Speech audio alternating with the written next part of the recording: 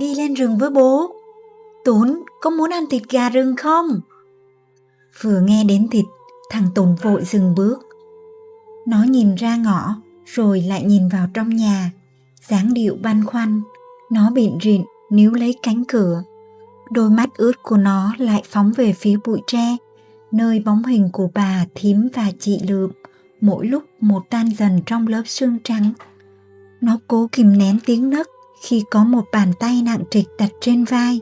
Nó dần buông tay khỏi cánh cửa khi biết đó là bố. Tún đâu ngờ rằng đó là chuyến đi rừng đầu tiên trong đời nó, và cũng là chuyến đi cuối cùng với bố và anh trai. Mỗi chuyến đi của những phận người sống trong nạn đói năm xưa có thể giúp họ thay đổi cả cuộc đời, và cũng có thể lấy đi tất cả.